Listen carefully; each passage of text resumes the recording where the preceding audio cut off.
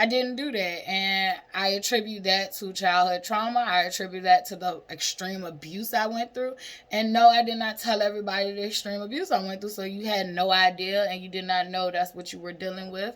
So I do take accountability for that as well. However, I will say, like, if someone is telling you where you went wrong, like, it's not good to rebuttal with, well, you could have did that. Like, no.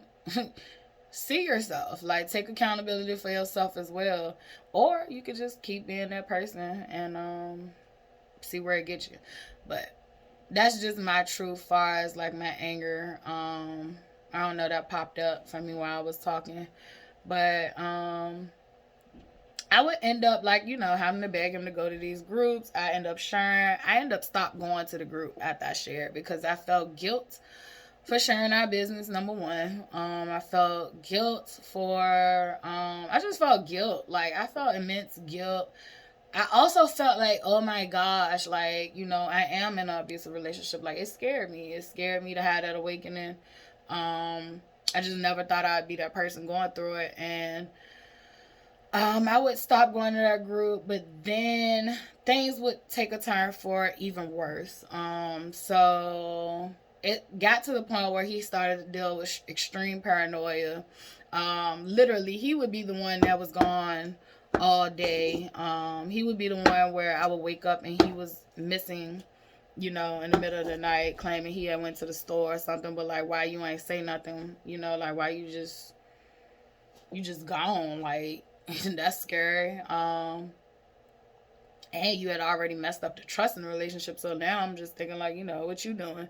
So, and then I kind of got to a point where I didn't even care anyway. Like, I literally told him in the end, like, no matter, what.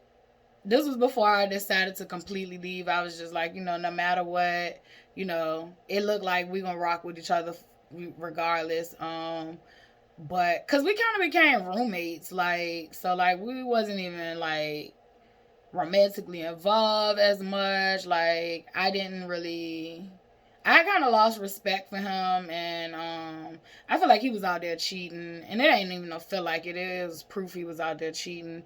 But I used to be like, you ain't even gotta cheat no more. Just tell me, like, so don't nobody be looking, in my face, smiling in my face, or looking at me sideways, cause you out here, doing you. And he couldn't get that right. Like, I was like, as long as you have safe sex, let me know.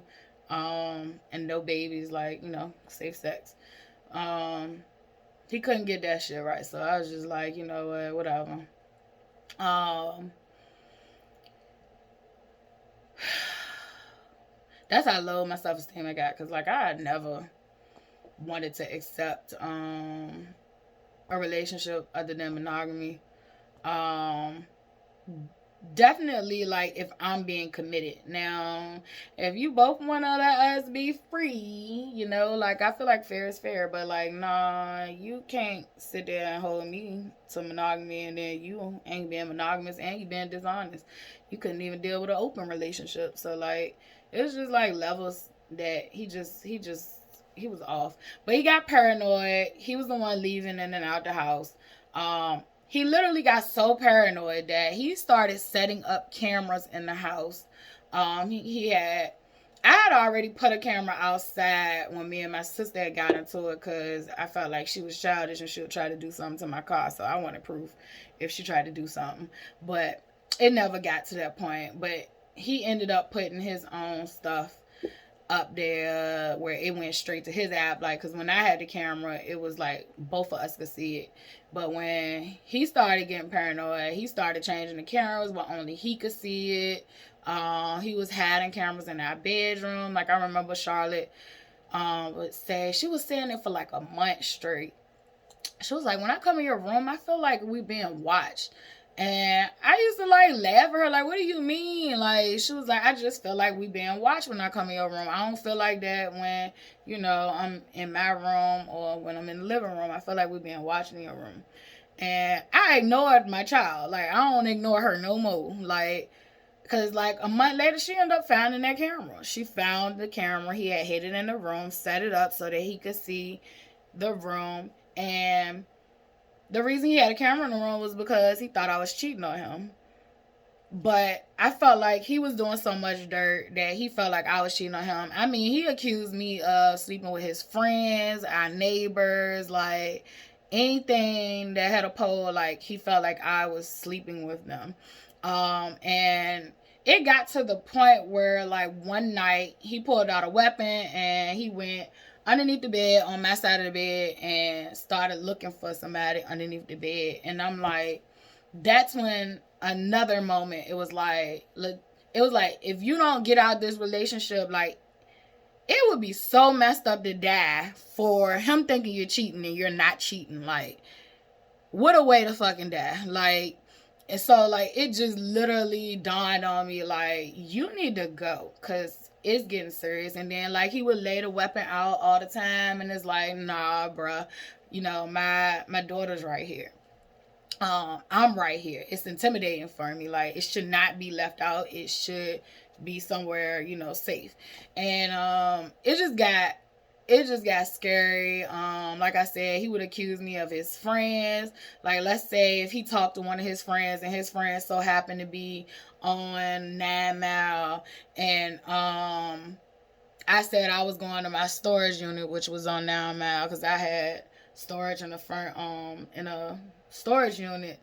And I said I'm going to the storage. He would connect the dots that me and his friend was meeting up, and it was like, that's why I say sometimes there's coincidences and sometimes there's not. Like, that was literally a coincidence. Like, I was not sleeping with your friend. I would never do that. And it was just like he had lost all sense of reality to me. And I rarely even seen him for real, for real. Like, I rarely seen him, and even when he was physically there, like he was not there. And then when he would come off a binge, like he would probably sleep for 2 days, and then like he'll wake up angry, and he would be mad at us, and so like we walked on eggshells in the house, and it just got to a point where like mentally I couldn't handle it. Mentally I saw my daughter, you know, couldn't handle it. I just didn't know who I was no more. Like, I gained so much weight. And that was even before I got super bad, but like it just kept spiraling. It kept spiraling, it kept spiraling, and it kept spiraling. And in the end, when I left, I would find out that not only was he putting cameras in the house, he was tracking my car. So he would put tracking devices on my car. That's why he wasn't mad when I was going to my groups, because he knew I was going to my groups because he was tracking my car.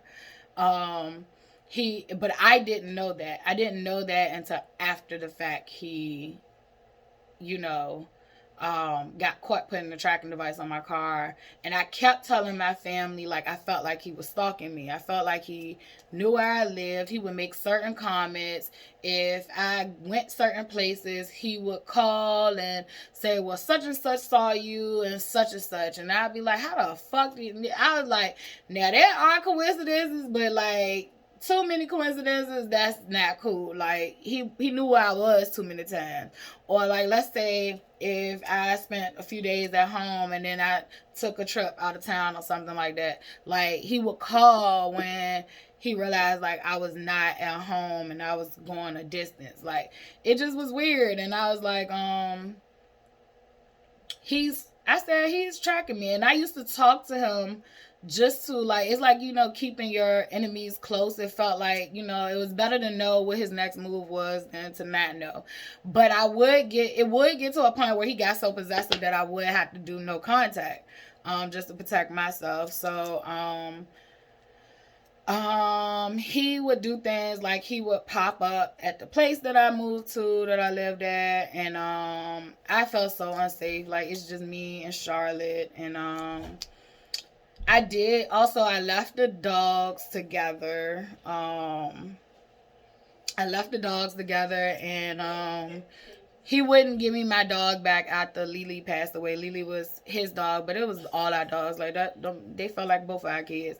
But I tried to be nice and cordial in that situation. Like, I bought his car. I did not take his car back from him. I let him have it. I signed the title over to him. Told him to put it in his name. He never did. because he didn't want to pay for the insurance each month. He even more, I had to end up doing shit so I was not connected to him, because he ended up taking the car. He ended up getting tickets in the car and all kind of stuff, and it was coming back to my tags, so I had to cancel my tags, all that stuff. Sweetheart, go lay down. And yeah, he showed up at my place one time. We had an argument. He ended up popping up at my place. He threatened to kill me. And it just got to a point like, oh, he used to pop up across the street from my job. So like, and that was a scary thing too. Like, so he knew the law. Like, when he would pop up in my apartment complex, he wouldn't park right where I live at. He would park in the next section, and he would make remarks like, you don't know if I'm over here visiting somebody else or what. Like, and when he would pop up at my job, he would pop up across the street from my job, and and I was just going through this a lot by myself. I did end up sharing some stuff with my coworkers because I had to let them know what I was going through, because I ended up having to get a protective order, and I had to end up letting them know, like, if he came in the building, like, what was going on. I was definitely afraid, and I don't know if he was going to, but he was showing signs that he wanted to kill me. He even told me he wanted to kill me. So, like, and it was like Jekyll and Mr. Hyde. Like, sometimes he'd be himself, and sometimes he'd be the monster. Like, I just didn't know which one I was going to get.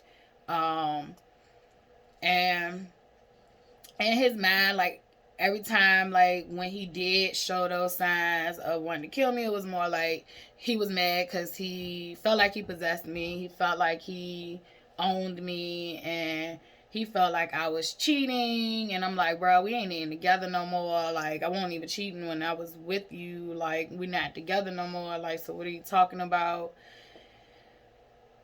It was a horrible, horrible, horrible situation. Like, my functioning just declined a lot. I did not have anybody that understood what I was going through, because not only was he trying to kill me, it was moments where he would need help himself, and he would pop back up out and be himself. Like, when we broke up, it was times where he needed to go to the doctor, like, emergency situation. I'm not going to even embarrass him and say what's wrong. If you my friend, we done laughed about this shit, and yes, I'm going to laugh. If you close to him, I'll let you know what happened, but I'm not gonna put him out there. But like I said, he didn't like going to the doctor, but this situation was an emergency situation, and he would not go to the doctor by himself. So I was like, all right, I'm not meeting you, at our old home, but I'll meet you at the hospital, and sit with you in there and stuff. And even while I was sitting in there with him, he was high up.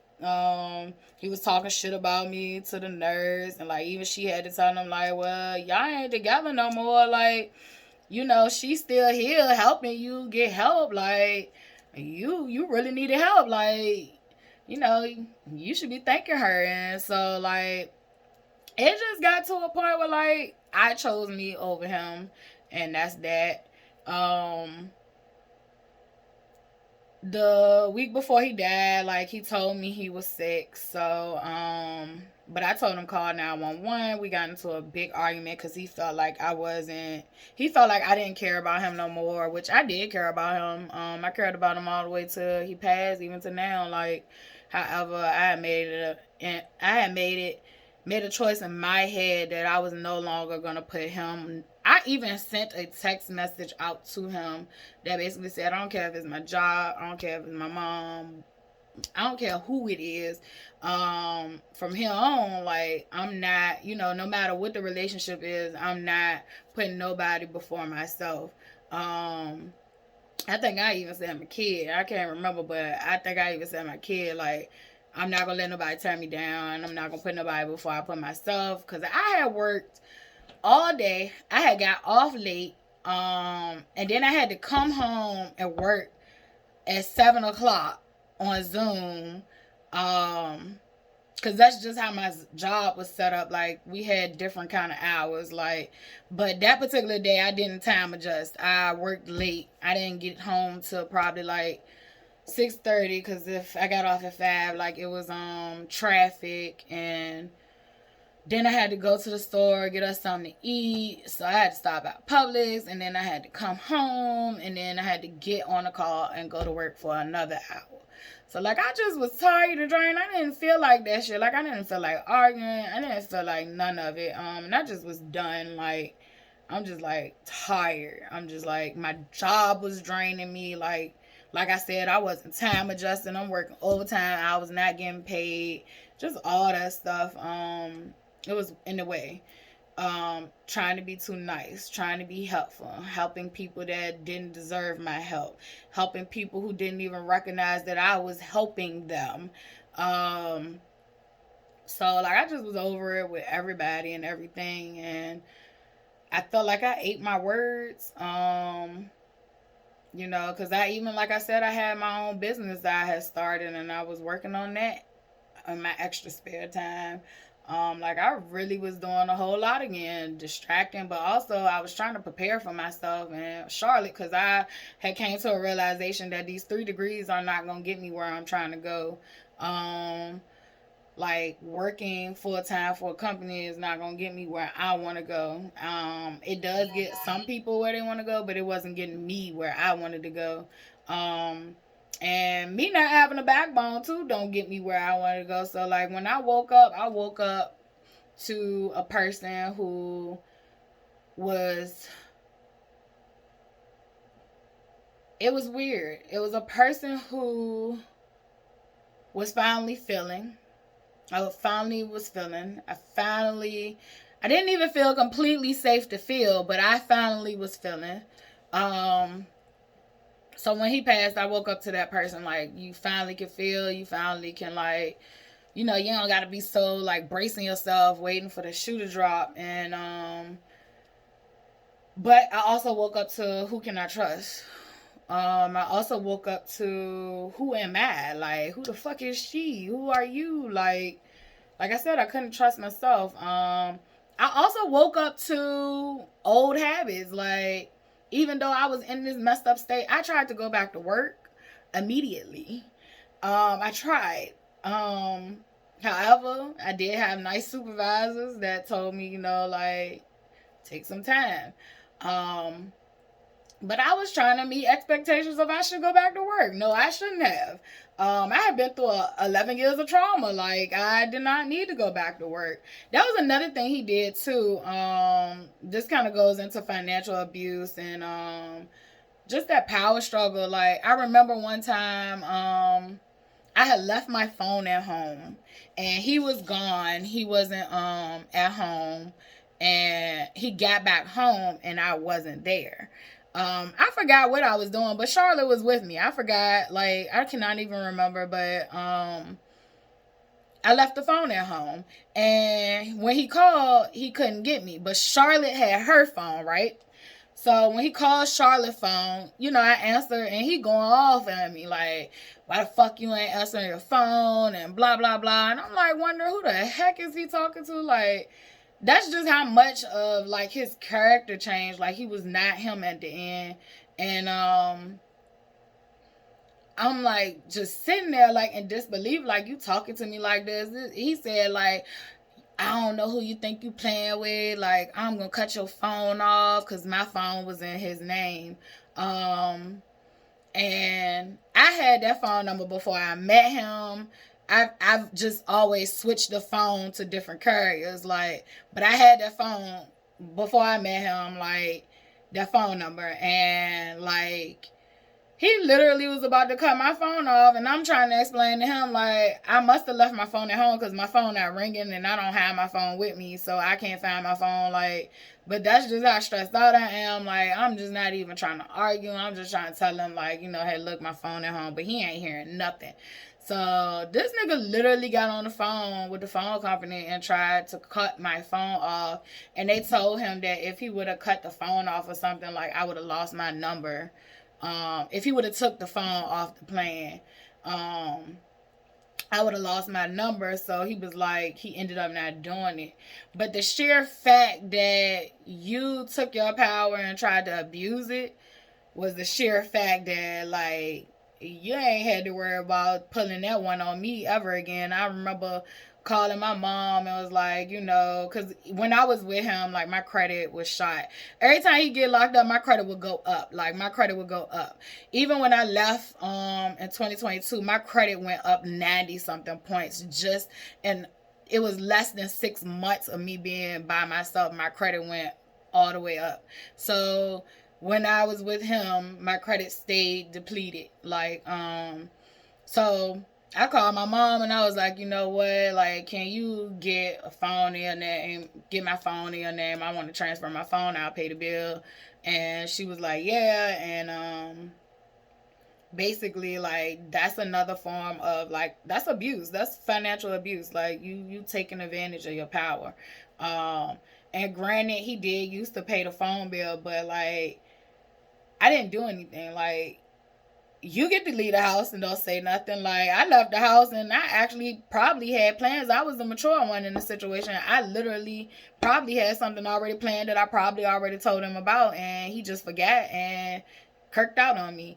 So I literally was going through different stuff in there, and it was very, very, very hard to endure. And sometimes, like, we think about physical abuse being the worst. Yeah, physical abuse is harsh. I've been physically abused. I've been the physical abuser. But emotional abuse is very dangerous. Emotional abuse eat at your spirit, your soul, and it's silent. Like, don't nobody know what you're going through. They just know you're a little different, or they just giving you your little space. But inside you down inside and no nobody know. So I hope this story touches somebody. I do have so many good times with him, but I really want to focus on, helping other people and showing that, like, a lot of times people stay in abusive relationships. There's really high highs and there's really low lows. And when you at your plateau, like, usually y'all feel like something wrong. Y'all really like those extremes. Nobody really likes the lows, but you get the lows, then you get the highs, and it becomes like an addiction. And definitely being in a narcissistic abuse situation, like, that does have effects on your brain like addiction does. Like, you literally become, your receptors in your brain, you become addicted to the abuse. And like I said, I have been doing a lot of work. The narcissistic abuse group, I have been going to that group probably like 2 or 3 years. I can't remember, my memory be foggy, but I know it's at least 2 years.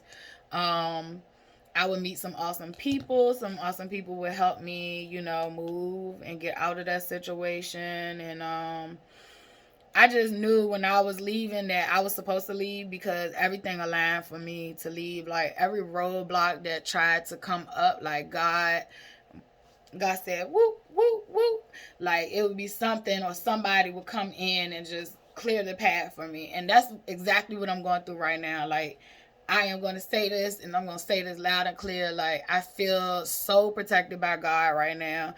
I feel like if anybody do try to do something to me or bother me, like, you going to have to answer to God. So, I do not have any fear of man. I do not have any fear of any entity or anything. I feel protected. I feel like I have been called by God to do what I gotta do, and I'm gonna do that. I'm gonna do just that. And right now, that is me speaking from my heart and telling my stories as transparently and as accurately as I can, hoping that somebody else can find something out of these videos. Now, this was a lot of videos. Maybe I'll post them one day at a time. I don't know. Do I post them all at once? Because usually y'all YouTubers, y'all be posting stuff like, you get part 1 and then you get part 2 tomorrow. Like, I don't like that shit. Like, just post the damn videos. But I don't know. I'm new to this, so maybe that's y'all marketing strategy. I'm just gonna be me though. I'm gonna just post all these at one time. It takes too damn long for them to load anyway, so I'm just gonna post them. They get there when they get there. But thanks for subscribing. Thank you for liking. Thank you for sharing.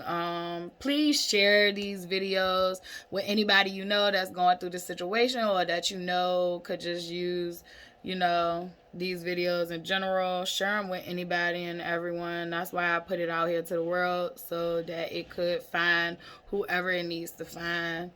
I love y'all. Y'all be safe out here in this world. Just know that God is with you, and you'll get through this. I always say this too shall pass, even though I'm impatient, but I'm working on me. God ain't done with me yet. So, all right, y'all.